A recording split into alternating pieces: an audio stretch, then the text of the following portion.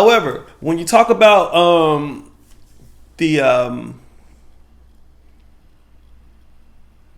when you talk about like I say, the yin and yang part of communication is just like you have to know who you're dealing with. Um, One of the biggest things that I've learned about myself is that I don't have a problem with communicating. I just feel like a lot of people don't understand me when I say what I say. And we live in a very defensive society to a point, right? Where most people they just want to get their point across and that's it. Like, it's nothing else to be talked about. And I am kind of in that majority to a point. However, I have changed a lot in that because I try to listen more and understand from that person's, side. And with that, it's kind of like you gotta eat your feelings when you have these conversations. A lot of people bring have conversations with emotions and feelings instead of logic and just thinking it out. And I'm not a fan of that. I don't like having emotional conversations because you're not gonna say anything to the person that they're gonna absorb because they're already in an emotional state, and you're gonna probably be saying things that you probably didn't mean to say how you said it in those moments. So I just try to sit back and listen more and be more understanding about how people feel and what they say. One thing I noticed about women in that sense is the fact that I've never in my life have heard a woman really legitimately come out and apologize for anything that they've done or said. All right? Women will definitely give you a reason and why they did things. They will give you reasons why they feel like they are in the right or this, that, and the other. But I never really heard a woman really just say like, you know what, my bad, I was tripping. Never heard it. Never heard it. If anybody's ever heard a woman say, yo, my bad, I'm tripping, let me know, man. Please let me know who this person is because I would love to talk to them. And I would really love to know why or how they came to the point in their life where they can be like, you know what? I just was like, fuck. I was fucking bullshitting. Like, I gotta apologize. I just want to meet that person because I've never met that person. And even doing so, women will tell you how great they are to you, how loyal they are to you and all these great things, but they don't really apologize for any other thing that they do. And it's just like one of those things where it's like, is it an ego thing? Because men are known to have strong egos, but I'm at a point beginning to think that women have just as strong as egos as men do, And like I say, a lot of people say women are emotionally based, men are more, logically based. So I can understand an ego being stronger than more an emotional person because guess what? You're going with your heart. That's an ego thing. You know what I'm saying? Your pride. You got a pride thing going on there. So it's like, yo, you can humble yourself a little bit and say, yo, my bad, I was tripping when I cursed you out and called your mama fat or annoying or some shit, just anything, not trying to justify like, nah, she is fat. What you want me to say? Like that bitch. My bad. So anyway, yeah, man, we want to talk. We definitely want to get into more communication of being more real life, fantasy life, because I think a lot of us live in a fantasy world where we think that, what we see on TV or what we see in these memes with these guys that do certain things and this, that, and the other is that this is how it's going to be. Whole time, this guy that you feel like not into you because they're not calling or texting you or this, that, and the other is not the guy for you. But that guy, all he does is think about you. But he expresses it differently. Maybe he expresses it more when he sees you. You know what I'm saying? Maybe he expresses it through gifts, or maybe he expresses it through little trinkets of acts of kindness that he does for you. Hanging a shelf, maybe, cutting your grass, washing your car. He shows it differently versus the guy that you see on the meme that got the picnic basket, or he's calling and texting like you need anything, you want me to, I've been thinking about you. Like, for a lot of us, that's cornball shit. And that's how you were raised to think, right? So it's not something that you naturally gonna do. Like, if you need something, ask me. Let me know. I got you. I feel like that's the person that you're gonna run into more often than not. You're gonna run into that person that's gonna have your back if you need it, because guess what? My issues are my issues and your issues are your issues. However, if we decide to be together and we want to do things together and we want to build together, if you come to me with an issue, if I'm able to help you, I'm going to be there to help you, period. I'm not going to turn my back. And if I'm not actually there to be able to monetarily help you, I'm going to be there to support you. And I think that's what gets lost in a lot of times, like the support. Support is what really matters in relationships. It's not how much money you can give me. It's not how much joy you can give me. It's about how much support you give me while I go through my shit. Let me repeat that. How much support you give me while I go through my shit. Because everybody's got some shit to go through.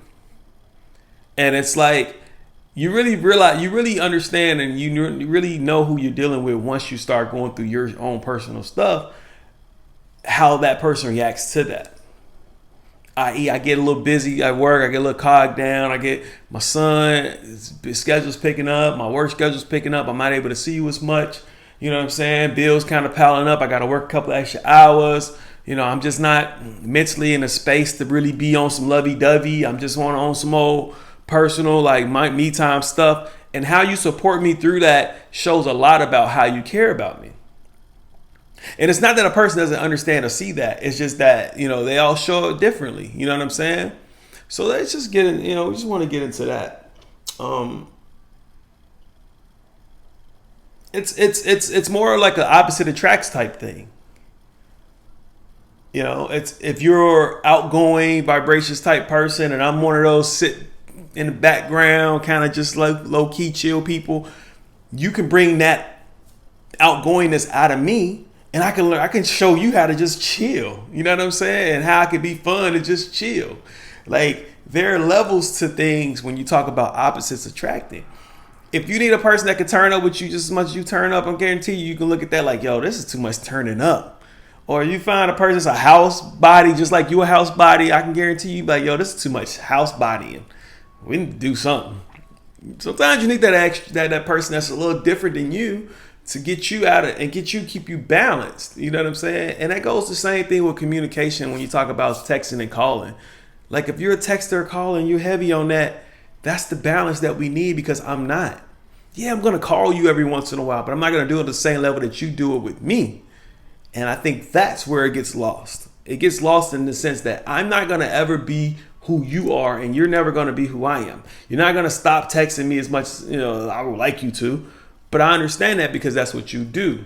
But don't expect me to text you as much as you do. You understand what I'm saying?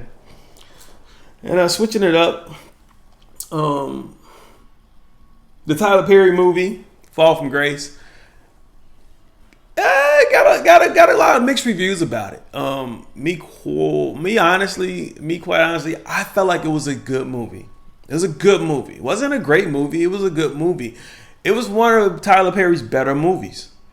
I think a lot of people kind of dogged it out because they're tired of the old cliche that Tyler Perry puts out about how every strong black woman always finds some not low life black man, but some con artist black man to take care of, and at the end of the day, he does them in or whatnot. And while I can understand that narrative is becoming an old narrative, and it needs to be refreshed. I live down south now, and I'm from Chicago. If a lot of you didn't know, I live down south now, and I can tell you that there are a lot of women, black women down south, that are making amazing money, have amazing careers, and they are leaving men in the dust when it comes to those categories. And I can tell you right now, they usually end up choosing those guys in a Tyler Perry movie. Let me explain to you. I feel like when a person is focused on career, focused on work, focused on education, they don't really have time to kind of to really go through the gauntlet of dating, right? They just need somebody there when they need them there. So what better person to do that with the more like an unemployed or what you call it, entrepreneur or an artist or somebody like that that's available whenever they need them to be available. Because if I work a lot and you work a lot, I'm never really be available for you like that. But if I don't have a 9 to 5, or if I have my own hours, or I don't have a job at all, I'm available to you whenever you want me to. And that's the thing that you need. It's also a power thing, I feel like. And that's where that ego comes back too. You know, a woman feels as if like they control that situation more because that man almost depends on her. There's so many men down here that live with women. And I say that, I mean that. I mean, like, women put a man up Like the man will move in and don't pay a fucking bill. Drop her off at work in her BMW and leave and go home, smoke a couple of blunts, take a nap, eat some cereal, play some PlayStation real quick. And before you know it, it's time to go pick her up. You know what I'm saying? I used to see it so much when I moved down here. It was amazing to me. And for me, I could never wrap my head around how this happened or what happened. But then when you start going out and you start meeting people and you start talking to people, you quickly realize what's going on here. A lot of people move down south because careers are amazing down here. Money is great down here. You can live a life, you can make good money and live a great life down south. Best kept secret almost for people up north. But the dynamics have changed when you talk about dating down here. If you talk to a lot of women down here, dating sucks because they can't find any good men. And while that may be true, in a sense, they also look for certain types of men, right? So when you're looking for certain types, you're limited to what you find. And when you find what you find, you get what you get.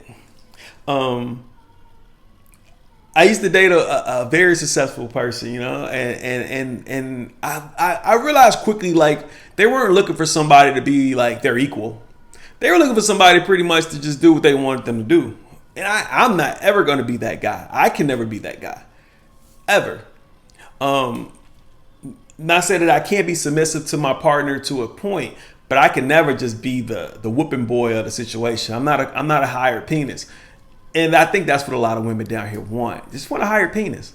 Like, yo, when I want to fuck, I want to fuck. If I want to hang with you, I want to hang with you. Other than that, get lost because I got shit to do. I can't be that guy. I'm sorry, I can't. Because I would never allow myself to be that guy because I'm a man. I'm sorry. I'm almost 40. I can't do it. Yeah, I'm almost 40. Fuck. God damn it, this is what 40 looks like now. Yeah. But anyway, yeah, man, it's so the Tyler Perry, going back to the Tyler Perry movie, people, I think a lot of people are talking about how that whole dynamic is getting old. And I'm like, yeah, it depends on where you're from or where you living from. If you're from Chicago or up north, I can understand that because that's not really how it works up there. So to see that being portrayed on a regular basis in his movies, I can understand how that can perturb you. That can make you upset because you're kind of like, that's falsifying how great or how the dynamic between men and women of the African American community actually works. But when you come down south, I don't feel like it's far-fetched from the truth. I think a lot of guys are playing women down here. Me and my boys, we had this thing where we call it the Texas tea. When you talk about guys that they always give the women the Texas tea. And if anybody knows anything about Texas, you know, they love tea. They love sweet tea, all this tea. So what they guys do is they give them all the sweet talk. They give them all the words they want to hear. They give them all the feelings they want to feel. And in the midst of all that, they are juicing them dry. You know what I'm saying? Giving them the Texas tea. Hey, baby, I love you. I want to marry you. I want to live. I want a kid with you. I want to whole time. I just need somewhere to stay. I need to get this bread. I need you. You know, you look good. I need somewhere to stay. It's just a whole lot of finessing going on. We call it finessing up north. You know, down here we call it the Texas tea. Me and my homies from the crib. But that's what goes on down here a lot of times. And I feel like it's so many women compared to the amount of men down here. They just get sucked up and sucked into drinking that tea. And the movie portrays their lifestyles or their lives to a T. Like it's almost comical but sad at the same time, you know?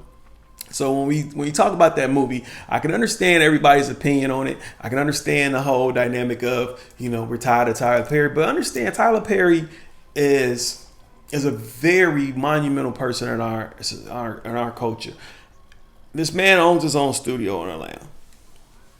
Let that sink in. He owns his own recording studio in Atlanta. Whether you like him or not, like his ideas and all that stuff or not, let's just take that away. At the end of the day, this is one of the most successful businessmen in the African American community that we've ever seen or had. And for that alone, we should support him. Now, do we have to go see all his movies? No, not really. But to knock him for having a certain type of movie all the time is kind of ridiculous to me, because when we talk about the Quentin Tarantinos of the world, the Michael Bays of the world, who are Caucasian men, all their movies have similar plots and similar ways of doing it as well.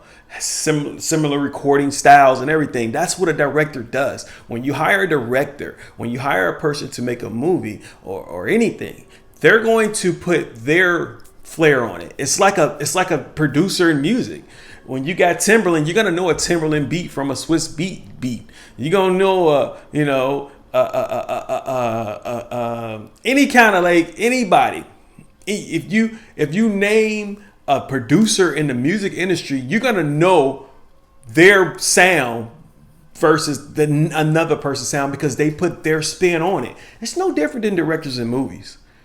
Tyler Perry has a way of building up the love plot of, these two people meeting, loving each other, and then he gives you this twist of fuck. Then the conniving, like, backstabbing, bad shit happening. But does that mean that shit doesn't happen? Nah.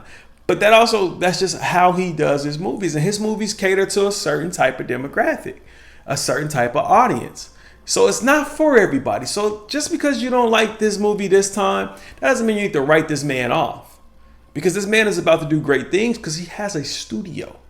So when you start bringing up all these other black directors and stuff that we can fall back on, I just understand that I can guarantee you most of them are going to be using his studio, which they should, to make their movies and their shows. Because that's what black excellence should be and is. It's about us doing for us and building each other up. So, yeah, man. And like I said, I'm not going to spoil the movie for you guys. To me, it's a good movie. It's a good movie. You should check it out. It's not a bad movie. Everybody should take their own opinion, check it out and make their own opinion about it. Don't listen to what your friends got to say about it. Some people are a little bit heavier on it. I'm like, look, it's not that deep. I've seen worse. I've seen worse. It's not that bad, But yeah, man, that's about all I got, man. I just want to get on here and, like I say, once again, knock some of the dust off the mic and just play around with the sounds and stuff. So I'm gonna try to get another one in tomorrow, and then we're gonna get this stuff. We're gonna get this stuff uploaded. We're gonna get it uploaded. We just got to figure out how to do it, and once we figure it out, we're gonna be on it. So once again, this is your host, Mike G, coming to you with another episode of I Never Knew podcast. Peace.